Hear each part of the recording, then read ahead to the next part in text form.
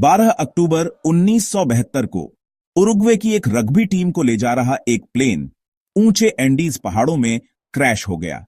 यह घटना उस समय की है जब टीम एक महत्वपूर्ण मैच के लिए चिल्ली जा रही थी। यह प्लेन उरुग्वेयन एयरफोर्स फ्लाइट 571 एक मैच के लिए चिल्ली जा रहा था। प्लेन में कुल 45 लोग सवार थे, जिनमें से अधिकतर रग्बी खिलाड़ी और उनके परिवार के सदस्य थे। खराब मौसम की वजह से पायलट्स रास्ता भटक गए और प्लेन एक पहाड़ की चोटी से टकरा गया। मौसम इतना खराब था कि पायलट्स को कुछ भी साफ दिखाई नहीं दे रहा था। टक्कर से प्लेन का पिछला हिस्सा टूट गया और बाकी का प्लेन एक ग्लेशियर पर फिसलता हुआ नीचे गिरने लगा। प्लेन के टकराने से एक जोरदार धमाका हुआ और चारों ओर बर्फ ही बर्फ फैल गई।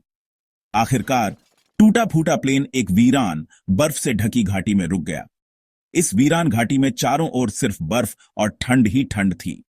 प्लेन में सवार 45 लोगों में से 13 की मौत क्रैश में ही हो गई। बाकी बचे लोग इस भयानक हादसे के बाद सदमे में थे और उन्हें समझ नहीं आ रहा था कि अब क्या करें। बचाव दल को इस दुर्गम इलाके में पहुंचने में कई दिन लग गए और इस दौरान बचे हुए लोगों को अपनी जान बचाने के लिए संघर्ष करना पड़ा। 32 बचे हुए लोग खुद को धरती की सबसे दूर और बेरहम जगहों में से एक में फंसा पाया। वे एक ऐसी जगह पर थे जहां से बच निकलना लगभग असंभव था। चारों ओर बर्फ और ऊंचे पहाड़ थे और मौसम की स्थिति बेहद खराब थी।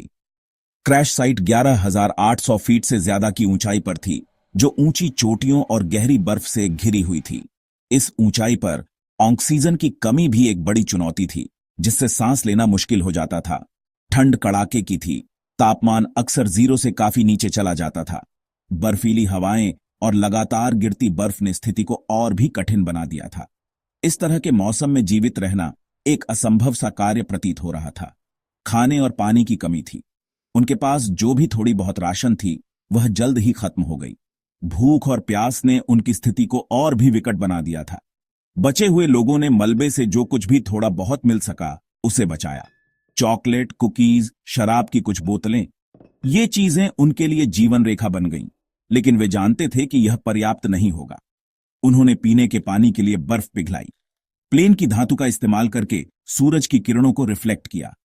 यह एक कठिन और समय लेने वाला कार्य था, लेकिन उनके पास और कोई विकल्प नहीं था। जैसे जैसे दिन रात में बदलते गए, वे टूटे हुए प्लेन के अंदर एक साथ दुबके रहे। कुशन और सामान का इस्तेमाल करके खुद को गर्म रखने की कोशिश करते रहे। एक दूसरे के साथ रहने से उन्हें थोड़ी बहुत गर्मी मिलती थी, लेकिन यह पर्याप्त नहीं था। हर गुजरते दिन के साथ उनकी चुनौतियां और भी बढ़ती जा रही थीं। वे जानते थे कि उन्हें जल्द ही कुछ करना होगा, वरना जीवित रहना मुश्किल हो जाएगा।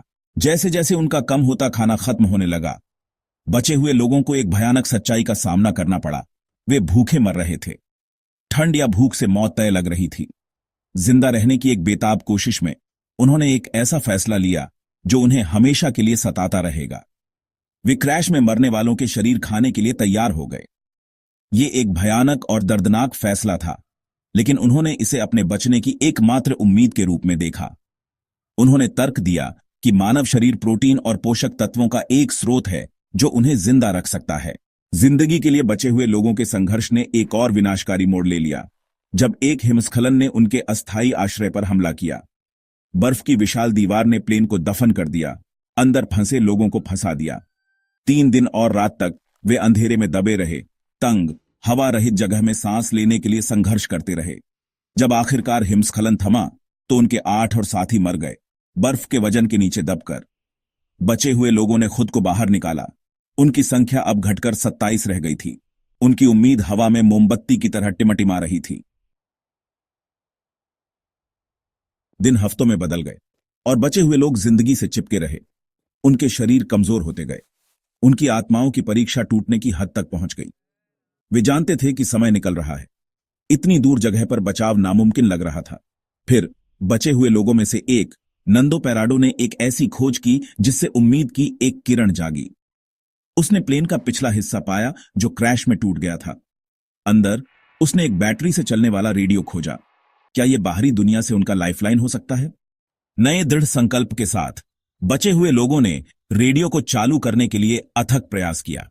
वे जानते थे कि यह उनका एकमात्र साधन था जिससे वे बाहरी दुनिया से संपर्क कर सकते थे।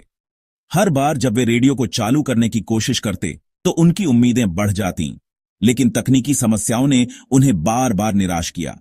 लेकिन उनकी उम्मीदें तब टूट गईं जब उन्हें पता चला कि उनके प्लेन की तलाश बंद कर दी गई है। यह खबर उनके लिए एक बड़ा झटका थी। वे सभी निराश और हताश हो गए थे, लेकिन उन्हें पता था कि उन्हें हार नहीं माननी चाहिए। उन्हें मृत मान लिया गया था। यह विचार कि बाहरी दुनिया ने उन्हें छोड़ दिया है, उनके दिलों में डर और चिंता भर गया। लेकिन इस भयानक स्थिति में भी कुछ लोगों ने हिम्मत नहीं हारी और उन्होंने अपने साथियों को प्रेरित करने की कोशिश की। इस भयानक वास्तविकता का सामना करते हुए वे जानते थे कि उनके बचने का एकमात्र मौका मामलों को अपने हाथ में लेना है। उन्होंने एक योजना बनाई जिसमें वे खुद को बचाने के लिए एक अभियान पर निकलेंगे। यह निर्णय लेना आसान नहीं था, लेकिन उनके पास और कोई विकल्प नहीं था। एक अभियान की योजना बनाई गई। उन्होंने अपने पास मौजूद सभी संसाधनों को इकट्ठा किया और एक विस्तृत योजना बनाई। उन्होंने अपने रास्ते की योजना बनाई, यह जानते हुए कि यह सफर बेहद कठिन और खतरनाक होगा। लेकिन उनके पास कोई और विकल्प नहीं था। 3 सबसे मजबूत बचे हुए लोग, नंदो पेराडो, रॉबर्टो कैनेसा और एंटोनियो विजिंटन, मदद की तलाश में निकलेंगे। वे जानते थे कि यह सफर उनके जीवन का सबसे बड़ा चैलेंज होगा, लेकिन वे अपने साथियों के लिए यह जोखिम उठाने के लिए तैयार थे। ये खतरनाक पहाड़ी रास्तों और बर्फीले ग्लेशियरों में एक जोखिम भरा सफर होगा, लेकिन वे सफल होने के लिए दृढ़ थे। उन्होंने अपने दिलों में उम्मीद और हिम्मत को बनाए रखा, यह जानते हुए कि उनकी सफलता उनके साथियों की जिंदगी बचा सकती है।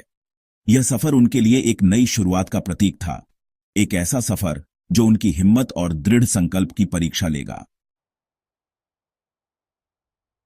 10 भीषण दिनों तक तीनों आदमियों ने मौसम और अपनी थकान से लड़ाई लड़ी। वे बर्फ से ढकी चोटियों पर चढ़े, बर्फीली नदियों को पार किया और खतरनाक दरारों से गुजरे। उनके पास थोड़ा सा खाना था, उनके शरीर कमजोर थे, लेकिन जीने की उनकी इच्छा अटूट थी। आखिरकार 10वें दिन उन्होंने कुछ ऐसा देखा जिससे उनके दिल उम्मीद से धड़कने लगे। एक चरवाहा अपने झुंड की देखभाल कर रहा था। वे सभ्यता तक पहुंच गए थे।